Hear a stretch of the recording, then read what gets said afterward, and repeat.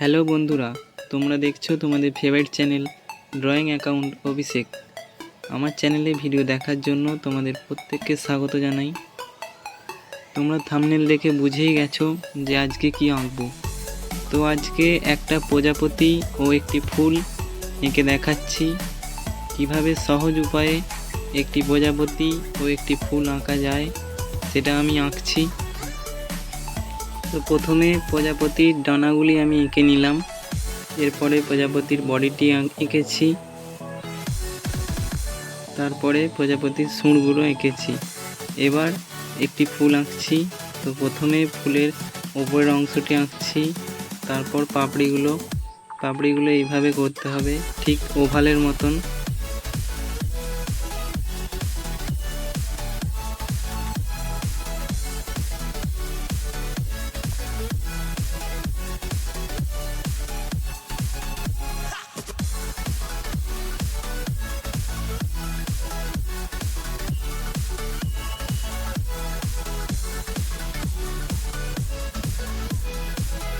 তো ফুলের পাপড়িগুলি আঁকা কমপ্লিট হলো। এরপর ফুলের যে ডাঁটিটি সেটি আমি আঁকছি।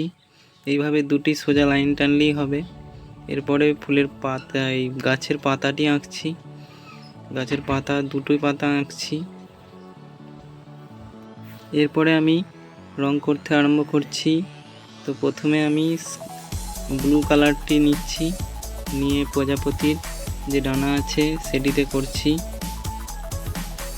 এইভাবে করতে হবে। প্রজাপতি আঁকা এমনি খুব সহজ, তো রংটা সাবধানে করতে হবে যাতে পেন্সিলের দাগের বাইরে না যায়। যারা বিগিনার আছো, মানে যারা এই তুলিটা নতুন নতুন শিখছো, তারা এইভাবে করবে। এরপর নিচের দিকের যে ডানাটি আছে সেটি রং করছি।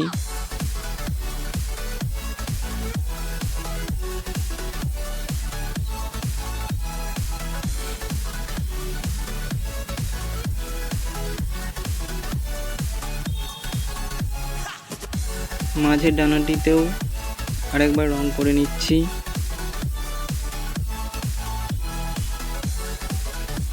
বিভিন্ন রঙের প্রজাপতি হয়, তো আমি এখানে একটু আলাদা রঙেরই করছি, তোমরা দেখো। এরপরে ধারের যে বর্ডারটি সেটি করছি, এটি ডিপ নীল দিয়ে করছি। এরপরে ধারের যে বর্ডারটি সেটি করছি, এটি ডিপ নীল দিয়ে করছি। এইভাবে একটু বাঁকা বাঁকা করে, কারণ প্রজাপতির ডানার যে ধারগুলোই সেগুলি একটু বাঁকা বাঁকা হয়। এগুলি তোমরা একটু সরু তুলি নিয়ে করবে।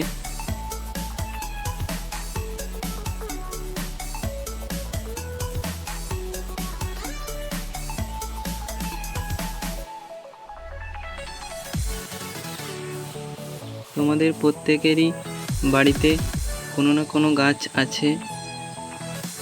সেই গাছে যদি কখনো ফুল ফোটে, তোমরা দেখবে যে বিভিন্ন রঙের প্রজাপতি আসছে।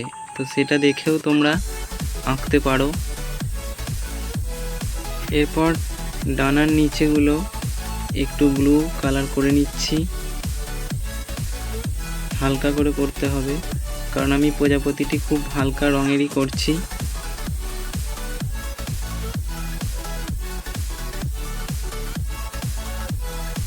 এরপর সাদা রং নিচ্ছি।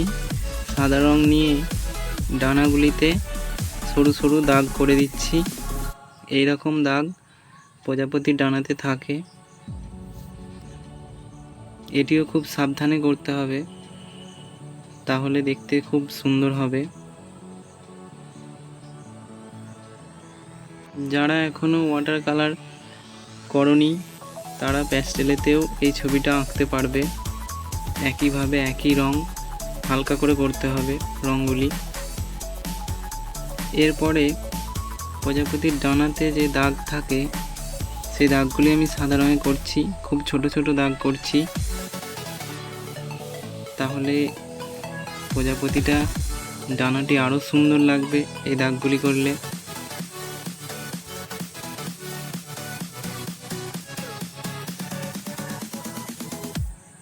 এরপরে আমি প্রজাপতির বডিটি অর্থাৎ শরীরটি রং করছি। এটি চকলেট কালার করছি। প্রথমে হালকা করে চকলেটটা করে নিচ্ছি।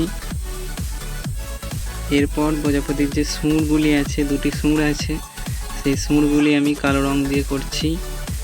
আর পাগুলিও,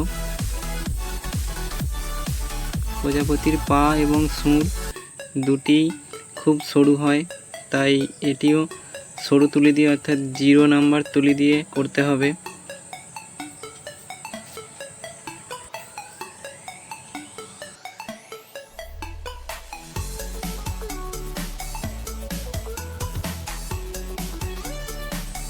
এরপর ফুলের ওপরের অংশটি রং করছি। তো প্রথমে আমি হালকা হলুদ করে নিচ্ছি ফুলের ওপরের দিকটি। এই দেখো ফুলের ওপরের দিকটি কমপ্লিট হলো। এরপর আমি ফুলের পাপড়িগুলি রং করছি, এগুলো স্কাই কালার করছি। প্রথমে আমি বাঁ দিকগুলো কালার করছি, অর্থাৎ একদিকটা কালার হবে, কারণ আলো ছায়ার জন্য একদিকের রংটি দেখা যাবে আর একদিকটা সাদা থাকবে।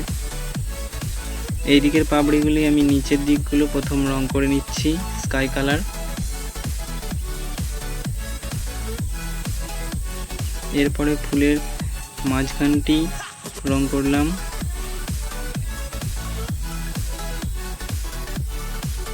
এরপর আমি রঙগুলিকে তুলির সাহায্যে মিশিয়ে দিচ্ছি। তোমরাও এইভাবে করবে। এরপর ফুলের ওপরের অংশটি যেখানে ছিল সেই হলুদটির ওপরে আমি হালকা করে অরেঞ্জ দিচ্ছি।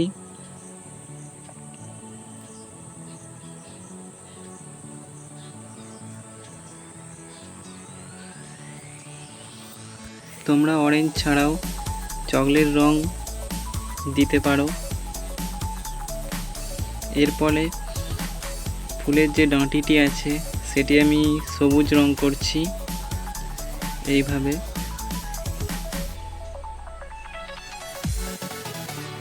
এরপর ফুলের পাতাটি রং করতে হবে। তো পাতাটিও আমি একইভাবে হালকা সবুজ অর্থাৎ লাইট গ্রিন সেই রংটি আমি করছি। এইভাবে একটি ফুলের পাতা রং করা কমপ্লিট হলো। এরপরে আমি দ্বিতীয় পাতাটি রং করছি, এটিও সবুজ রঙই করছি।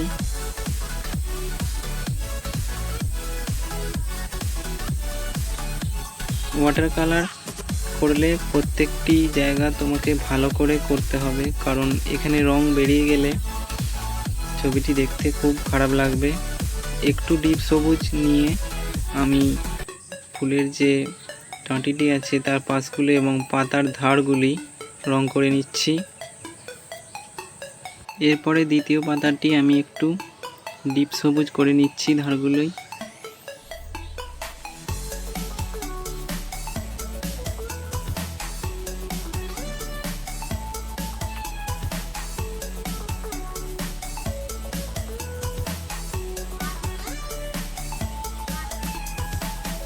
এবারে সবুজ রঙটি পাতার চারদিকে মিশিয়ে দিচ্ছি এবং ফুলের যে ডাঁটিটি ছিল সেটিও।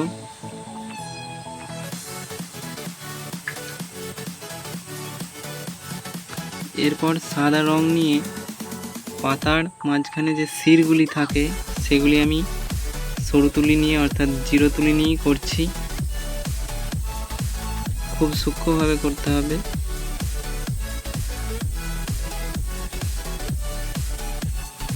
প্রথমের পাতাটিতেও করছি একইভাবে সাদা রং।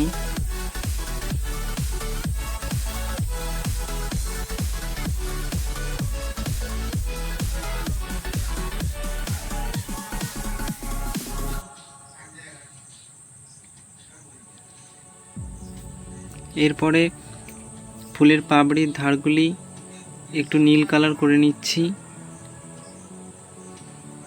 এটিও 0 নম্বর তুলি দিয়ে করছি সরু করে। তোমরাও এভাবে করবে।